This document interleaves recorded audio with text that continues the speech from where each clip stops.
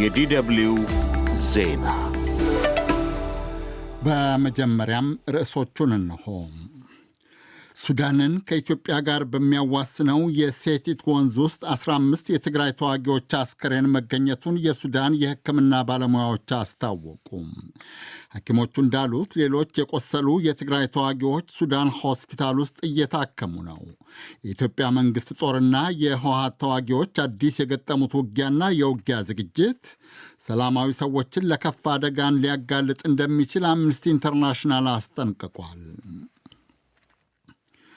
ዩናይትድ ስቴትስና ኢራን የሚያደርጉት ተዘዋዋሪ ድርድር አግባቢ ውጤት እያሳየ መሆኑን አደራዳሪዎችና የአሜሪካ ባለሥልጣናት አስታወቁ። አንድ የአሜሪካ ባለሥልጣን የሆርሙዝ ወሽመጥ ነገ ሊከፈት እንደሚችል ተናግረዋል።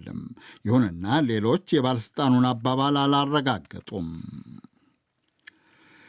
የእስራኤል ጦር የዛሬ 3 ዓመት ግድም ጋዛ ከተማ ውስጥ በጅምላ የገደላቸው 112 ፍልስጤማውያን ዛሬ በጅምላ ተቀበሩ።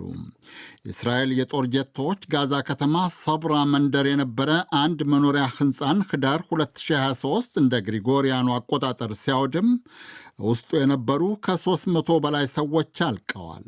ዜናው በዝርዝርም ሱዳንን ከኢትዮጵያ ጋር በሚያዋስነው ድንበር ከሚገኝ ወንዝ ውስጥ 15 የትግራይ ተዋጊዎች አስከሬን መገኘቱን የሱዳን የሕክምና ምንጮች አስታወቁ።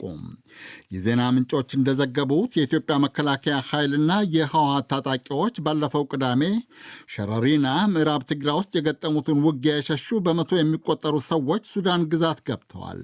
በዘገባው መሠረት የሸረሪናውን ውጊያ ሸሽተው በእርስ በርስ ጦርነት ወደምትወድመው ሱዳን ከገቡት ገሚሱ በውጊያው የቆሰሉና ከውጊያው የሸሹ የህወሓት ታጣቂዎች ናቸው።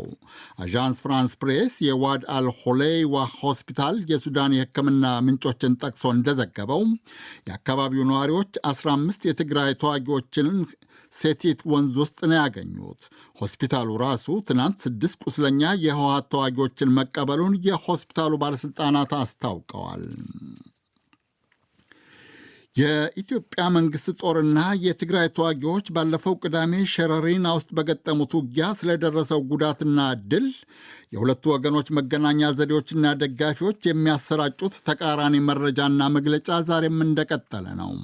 የትግራይ ገዢ ፓርቲ ሕዝባዊ ወያኔ ሐርነት ትግራይ ህወሓትና ደጋፊዎቹ የትግራይ ተዋጊዎች ተከፈተባቸው ያሉትን ጥቃት አክሽፈዋል ይላሉ። በሺ የሚቆጠሩ የኢትዮጵያ መንግሥት ወታደሮች መግደልና መማረካቸውን እየዘገቡም ነው።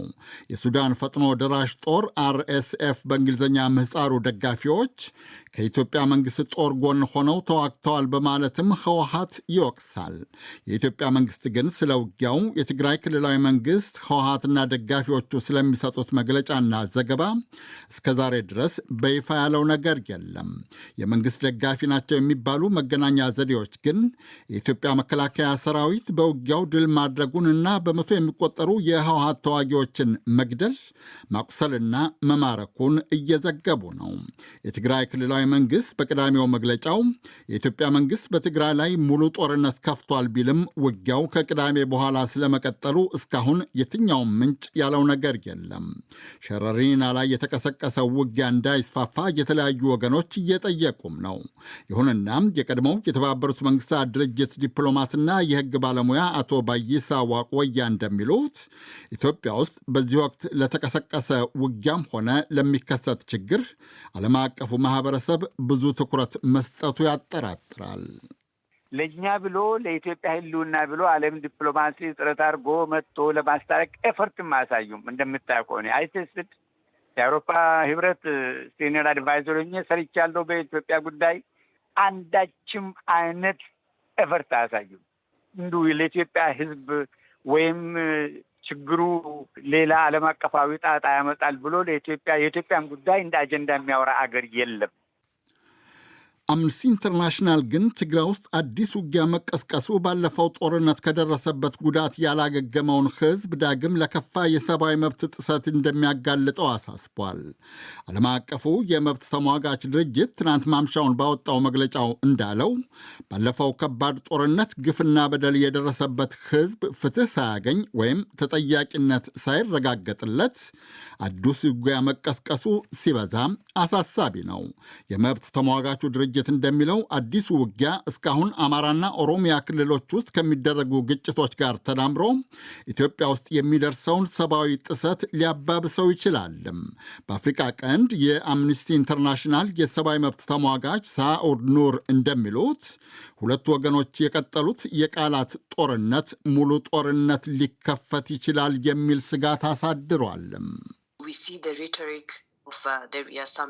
በተለያዩ ወገኖች የምናየው የቃላት ዛቻና ፉከራ ሙሉ ጦርነት ሊቀጣጠል እንደሚችል ጠቋሚ ነው። እጅግ የሚያሳስበው ግጭቱ የሚያስከትለው ነገር ነው። ከዚህ ቀደም በተደረገው ጦርነት ለተፈጸመ ወንጀል ፍትህና ተጠያቂነት ሳይኖር ሌላ ጦርነት መደገሙ ያሰጋል። ከዚህ በተጨማሪ ይህ የሚሆነው ትግራይ ክልል ውስጥ የነበረው እመቃና ጭቆና ባለፉት ጥቂት ወራት ውስጥ እየተጠናከረ በመጣበት ወቅት ነው። የኢትዮጵያ የፌዴራል መንግስትና የትግራይ ባለስልጣናት ለሰላማዊ ሰዎች ጥበቃ ማድረግን ጨምሮ ዓለም አቀፍ የሰብአዊ መብት ደንቦችን እንዲያከብሩ ድርጅቱ ጠይቋል። ይህ ዶቼ ቬለ ነው። ዩናይትድ ስቴትስና ኢራን የሚያደርጉት የስማ በለው ድርድር ለበጎ ውጤት መቃረቡን የዩናይትድ ስቴትስ ባለሥልጣናትና አደራዳሪዎች አስታወቁ።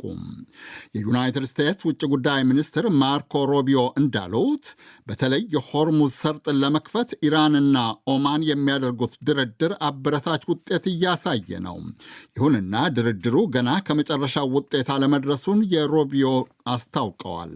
ከውጭ ጉዳይ ሚኒስትር ሮቢዮ ቀደም ብሎ የዩናይትድ ስቴትስ የግምጃ ቤት ሚኒስትር ስኮት ቤሴንት ዋሽንግተንና ቴህራን የሚያደርጉት ድርድር ነገ ሮብ ከስምምነት ላይ ይደርሳል ብለው ነበረ።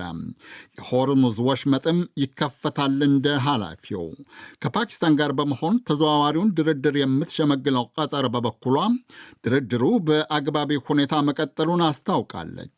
የሀገሪቱ ውጭ ጉዳይ ሚኒስቴር ቃል አቀባይ መጂድ አልአንሳሪ እንዳሉት ሁለቱን ወገኖች ለማግባባት የሚደረገው ጥረት አሁንም እንደቀጠለ ነው።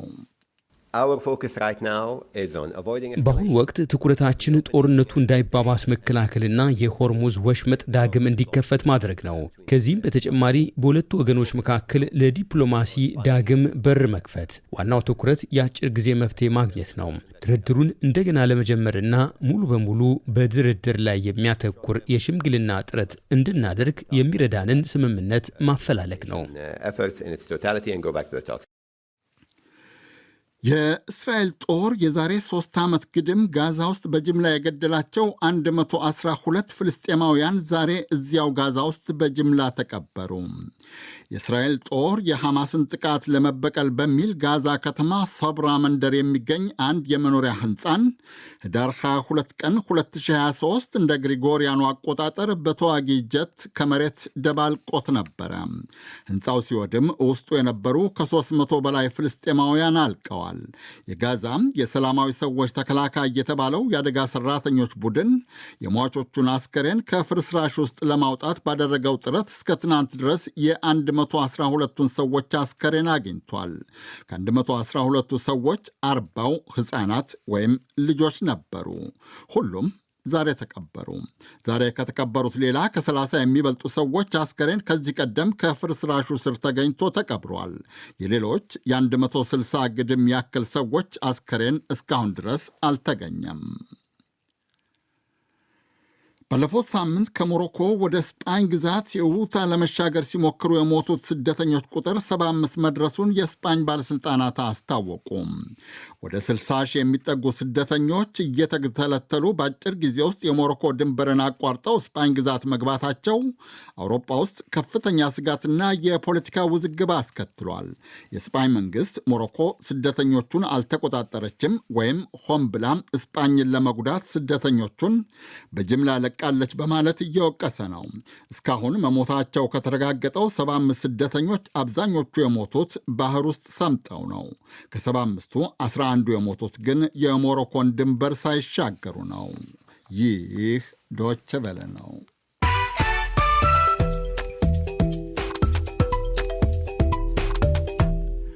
ዜናውን ለማብቃት ርዕሶቹን በድጋሚ ላስታውሳችሁ። ሱዳንን ከኢትዮጵያ ጋር በሚያዋስነው የሴቲት ወንዝ ውስጥ 15 የትግራይ ተዋጊዎች አስከሬን መገኘቱን የሱዳን የሕክምና ባለሙያዎች አስታወቁ። ሐኪሞቹ እንዳሉት ሌሎች የቆሰሉ የትግራይ ተዋጊዎች ሱዳን ሆስፒታል ውስጥ እየታከሙ ነው። የኢትዮጵያ መንግሥት ጦርና የህወሓት ተዋጊዎች አዲስ የገጠሙት ውጊያና የሚያደርጉት የውጊያ ዝግጅት ሰላማዊ ሰዎችን ለከፋ አደጋ እንደሚያጋልጥ አምነስቲ ኢንተርናሽናል አስጠነቀቀ። ዩናይትድ ስቴትስና ኢራን የሚያደርጉት የስማ በለው ድርድር አግባቢ ውጤት እያሳየ መሆኑን አደራዳሪዎችና የአሜሪካ ባለሥልጣናት አስታወቁም። አንድ የአሜሪካ ባለሥልጣን የሆርሙዝ ወሽመጥ ነገ ሊከፈት እንደሚችል አስታውቀው ነበረ። ሌሎች ግን የባለሥልጣኑን አባባል አላረጋገጡም። የእስራኤል ጦር የዛሬ 3 ዓመት ግድም ጋዛ ከተማ ውስጥ በጅምላ የገደላቸው 112 ፍልስጤማውያን ዛሬ በጅምላ ተቀበሩ። የእስራኤል የጦር ጀቶች ጋዛ ከተማ ሰብራ መንደር የነበረ አንድ መኖሪያ ሕንፃን ህዳር 2023 እንደ ግሪጎሪያኑ አቆጣጠር ሲያወድም ውስጡ የነበሩ ከ300 በላይ ሰዎች አልቀዋል። የዜናው መልእክት የእስካሁኑ ነበር።